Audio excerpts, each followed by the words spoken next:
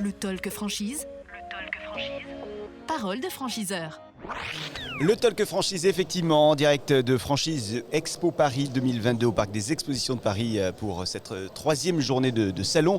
Et nous a rejoint à ce micro Élodie Coutan, directrice générale d'Ixina. Bonjour. Bonjour Merci, à tous. Merci d'être avec nous pour cette troisième journée. Comment ça va depuis que nous nous sommes vus? C'était il y a 6 mois au dernier salon. Ça va très bien. On a la chance sur notre enseigne d'avoir fait une année exceptionnelle et record dans un contexte qui n'est pas toujours simple pour d'autres métiers. Donc on va très très bien, on est très chanceux et très fiers de notre marque et de notre réussite. Les cuisines Ixina que vous représentez donc aujourd'hui, allez, en quelques mots, le concept on le connaît, mais on va quand même rappeler.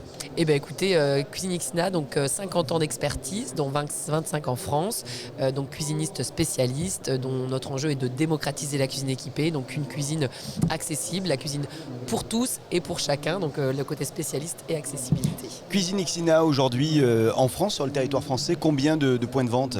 Alors aujourd'hui on a 176 points de vente, on a déjà ouvert 5 points de vente sur ce début d'année 2022.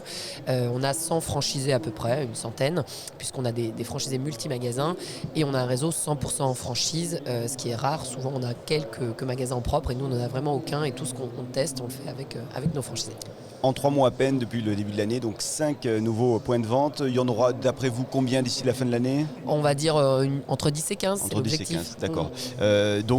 Allez, si on regarde la stratégie de développement là, sur les prochaines années. C'est ça, c'est à peu près 15 ouvertures par an, on va dire sur les 5 prochaines années, pour arriver à 240 magasins à terme, qui est notre vision idéale du maillage du territoire français.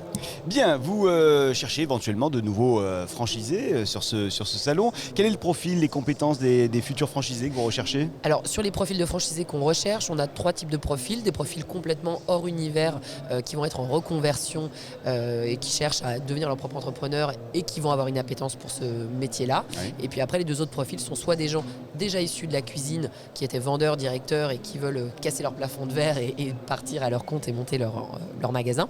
Et puis le dernier profil, c'est des gens issus de l'ameublement, du bricolage, des grandes surfaces qui eux ont envie aussi d'aller sur autre chose et d'entreprendre et qui ont forcément une connaissance de ce métier, parce qu'on souffre parfois d'une méconnaissance du métier de cuisiniste qui nous apporte parfois moins de candidatures que sur d'autres marchés, alors qu'on a des belles choses à raconter en termes de dynamisme et de beauté du métier. Et quoi qu'il en soit, il y a des formations qui sont proposées lorsqu'on on rentre avec vous dans cet univers. Bien sûr, on a 5 semaines de formation pour tout vendeur qui va intégrer un magasin d'un franchisé.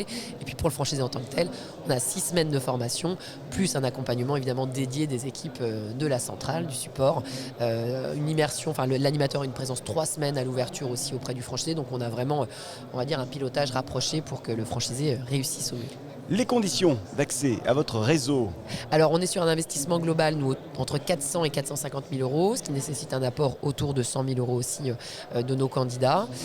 Sur ce fonctionnement, ensuite viennent s'appliquer des redevances qui sont de 4,5% en redevances de pub, puisque notre enjeu c'est d'être visible pour créer du trafic.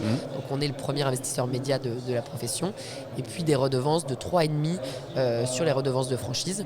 Puis juste un point aussi que je voudrais mettre en exergue, c'est-à-dire que j'ai parlé d'apport tout à l'heure, on sait que parfois c'est compliqué de trouver des financements, donc pour les financements nous on accompagne aussi sur les pôles bancaires et puis sur l'apport on a aussi nous des solutions avec des partenaires mais également en interne pour parfois sponsoriser ce qu'on appelle la bourse au talent, sponsoriser des gens qui ont un talent, qui sont déjà une appétence à la cuisine et cette maîtrise là et nous on va estimer qu'ils ont des chances de réussir, donc on va les aider à constituer l'apport directement. Donc là aussi chez Cuisine Ixina il y a un accompagnement même pour aller donc à la recherche de financement.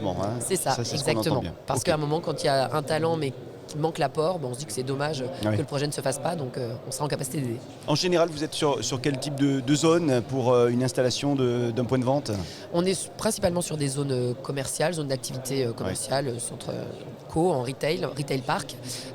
Idéalement 400 mètres carrés sur une surface moyenne de magasin, et puis accessibilité quand même avec du parking. Parce qu'en fait, c'est aussi une clé d'entrée. On achète sa cuisine tous les 15 ans, mais quand on vient, il faut qu'on puisse se garer. On est prêt à faire un peu de route, mais il faut que ça soit quand même accessible. Là aussi, pour la recherche recherche de ce point de vente.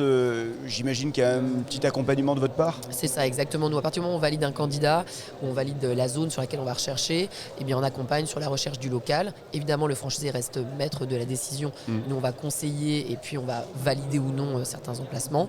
On accompagne sur ce local, on accompagne sur le financement, comme on s'est dit, on accompagne à l'ouverture. Donc, non, le candidat n'est pas seul, c'est la vertu de la franchise. Bien, avant de se quitter, Élodie Coutan, si vous le voulez bien, je vous propose de vous adresser directement aux futurs franchisés qui nous regardent, qui nous écoutent également.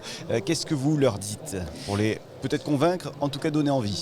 Écoutez, qu'on ait une enseigne effectivement qui a un vrai historique d'une 50aine d'années, avec des très très belles performances, et puis surtout, j'ai envie de dire 2 choses que j'ai envie de mettre en avant. La première, c'est qu'on travaille vraiment en proximité avec nos franchisés, qu'on co-construit certaines choses avec eux pour toujours savoir comment ils vont et comment on doit préparer la suite. Et puis le deuxième point, c'est qu'effectivement notre enjeu, je parle de préparer la suite, c'est toujours d'essayer de voir plus loin. Pourquoi on a des redevances aussi, des fois on se dit à 8%, c'est plus fort que chez d'autres concurrents. Notre enjeu à nous, c'est de se dire, on a besoin, nous en tant qu'enseigne, d'être en capacité d'investir en permanence pour faire que on aille bien aujourd'hui, mais surtout qu'on soit encore plus fort demain. Donc voilà, enseigne d'avenir.